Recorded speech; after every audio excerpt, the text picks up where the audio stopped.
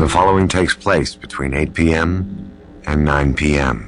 Oh, that was her? That was her. Wow. And she was also in DS9. She was in all of the series. She made an appearance, but she was Troy's mother, the one that was in love with Patrick, with Captain Picard. Captain Picard. He's not a pirate.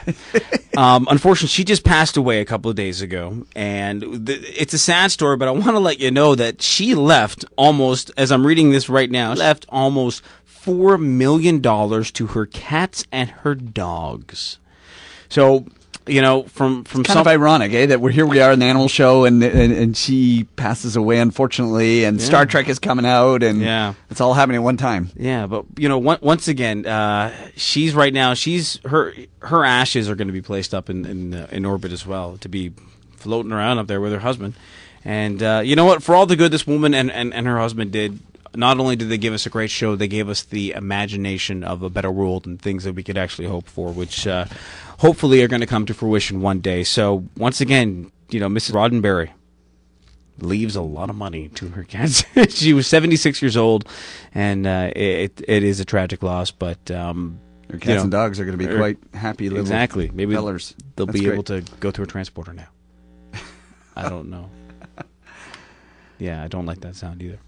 Also, ladies and gentlemen, can I get some music, please?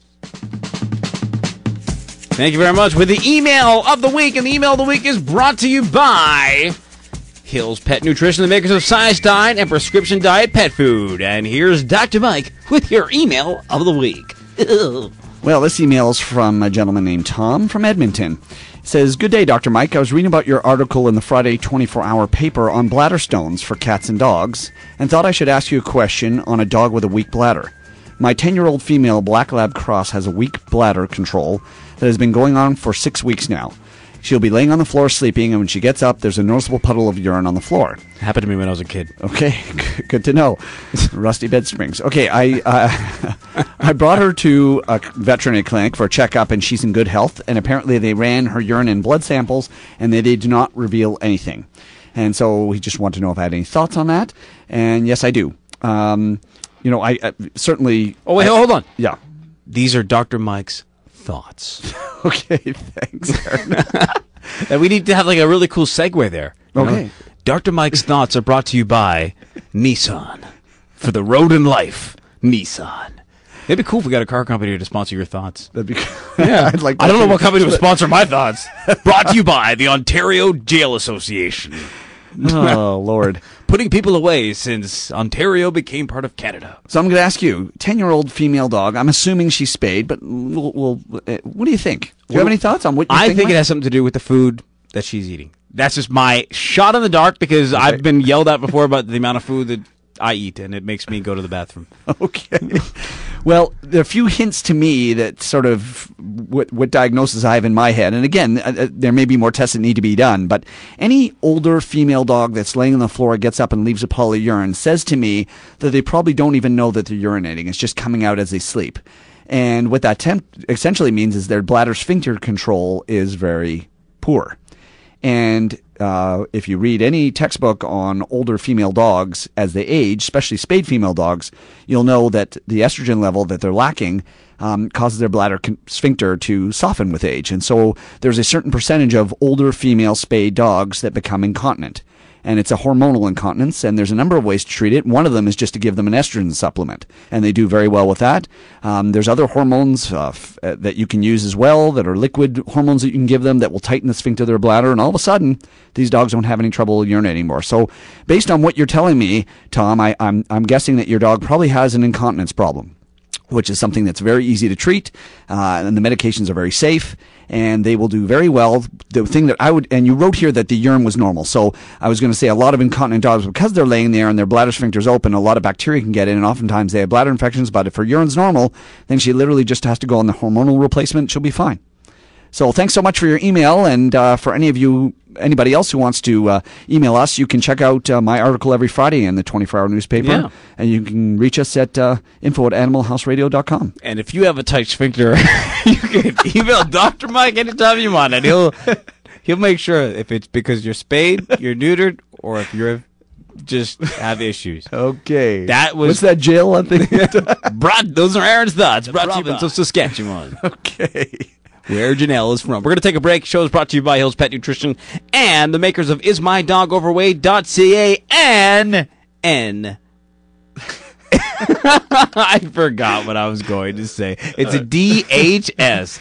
DHS. Remember, it takes away your crimes. I'll be back in a couple of seconds on Animal House Radio. Hi, this is Chris Bosh, and this is tonight's top sign that your dog is overweight. Tonight's top sign that your dog is overweight is brought to you by IsMyDogOverweight.ca. And tonight's top sign is your dog just broke up with Miss Piggy. Okay. Get it? Because she's a pig.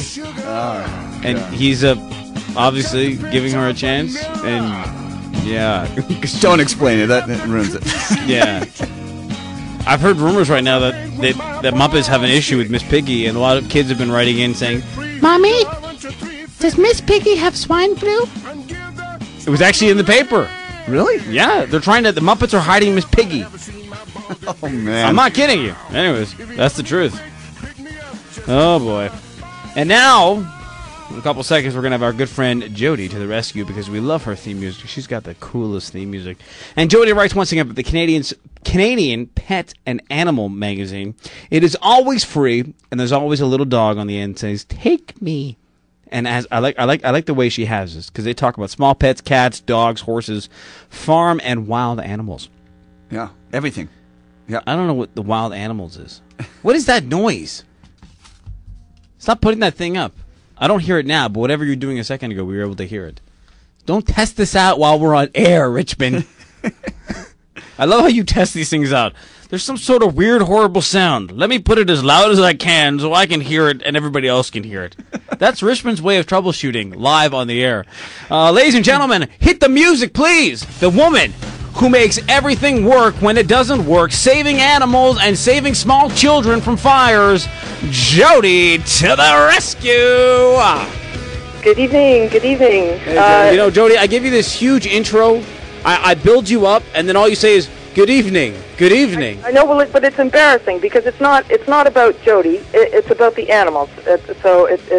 No, Jody, it's about the children. It's about the children. Jody, you're here to the rescue. Okay, we need more of like instead of good evening, be like, "Hello, this is Jody." Okay, well, I'll practice. I'll have something.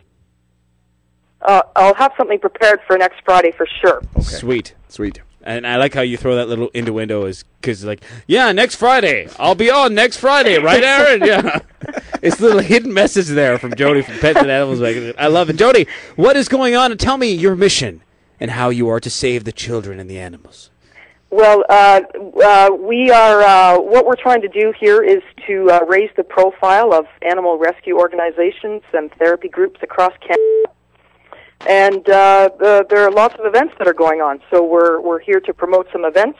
And I touched on this last time just a little bit, but the heart. Someone's calling you, Jody. No, it's okay. Don't. You know what? I think it's the thunder and the lightning. I'm sorry, guys. My connection's going a little crazy here. Not at all. Don't worry about it. Don't worry about it. We're swine flu central. Well, I'd like to talk about Woofstock. Aaron, I know how much you like hippies. There's going to be lots of hippies there. Hey, listen, and, I love hippies, man. You kidding me? That's all I do. Every Sunday I go out and I meet as many hippies as I can, and we all share a few things. Well, it's the second weekend in June. Great. The 13th and the 14th, you can go to the Woofstock website. It's WOOF as in Frank, and then stock.ca.